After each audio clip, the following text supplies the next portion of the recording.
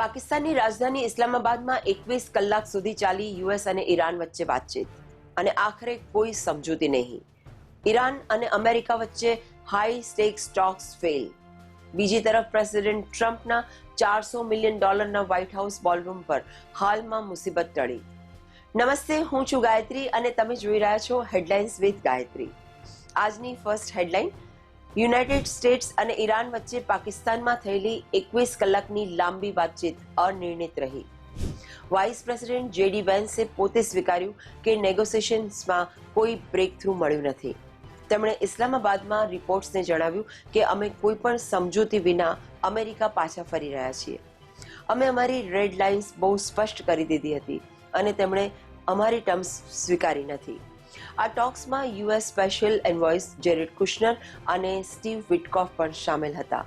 બીજી તરફ ઈરાન તરફથી પાર્લામેન્ટ સ્પીકર મોહમ્મદ બાગેર ગાલિબાફ અને ફોરેન મિનિસ્ટર અબ્બાસ અરાકચીનું ડેલિગેશન હતું.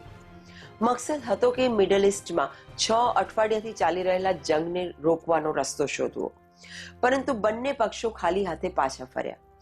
ફાર્સ ન્યૂઝ એજન્સીના જણાવ્યા અનુસાર ઈરાન નેગોશિએશન્સનો કોઈ બીજો રાઉન્ડ હાલમાં ઈચ્છતું નથી. હવે આવીએ ડિટેલ્સ પર કે વાતચીત કયા મુદ્દાઓ પર થઈ. બ્લુમબર્ગના જણાવ્યા મુજબ શનિવારે ટેકનિકલ એક્સપર્ટ્સ પણ આ વાતચીતમાં સામેલ થયા હતા. વાતચીત કી ઇશ્યુઝ પર કેન્દ્રિત હતી, જેમ કે સ્ટ્રેટ ઓફ હોર્મુઝ ખોલવું, સીઝફાયર વધારવાની શક્યતા અને સેન્કશન્સમાં રાહત. પરંતુ આ કોર ઇશ્યુઝને ટચ કરવામાં પણ ન આવ્યા, જે ટ્રમ્પ એડમિનિસ્ટ્રેશન ઈરાન વોર પહેલા પણ વારંવાર ઉઠાવતું રહ્યું છે. વાઇસ પ્રેસિડેન્ટ વેન્સે કહ્યું કે અમેરિકા ઈચ્છતું હતું કે તહેરાન પરમાણુ હથિયારો પર પાક્કી કમિટમેન્ટ આપે.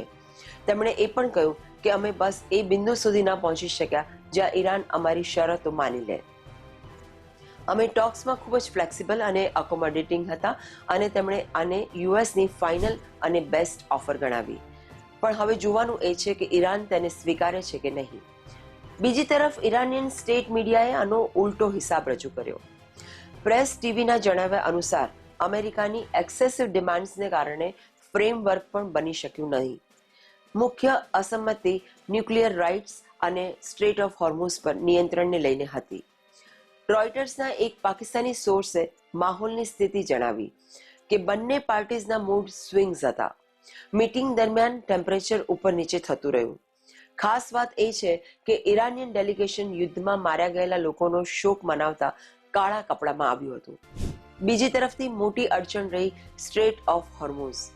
તહેરાનની ડિમાન્ડ્સમાં સામેલ હતું સ્ટ્રેટ પર નિયંત્રણ, ટ્રાન્ઝિટ ફીઝ, ફ્રોઝન એસેટ્સની રિલીઝ, વોર રિપેરેશન્સ અને લેબનોનમાં પણ સીઝફાયર. જ્યારે વોશિંગ્ટન ઈચ્છે છે કે ગ્લોબલ શિપિંગ માટે ફ્રી પેસેજ અને ઈરાનના ન્યુક્લિયર પ્રોગ્રામ પર લિમિટ્સ, જેથી એટોમિક બોમ્બ ના બની શકે. બસ એક અઠવાડિયા પહેલા જ જે ફ્રેજાઇલ સીઝફાયર થઈ હતી, પરંતુ હવે ડીલ ના થઈ શકવી એટલે બંને પક્ષો માટે મોટો ઝટકો છે.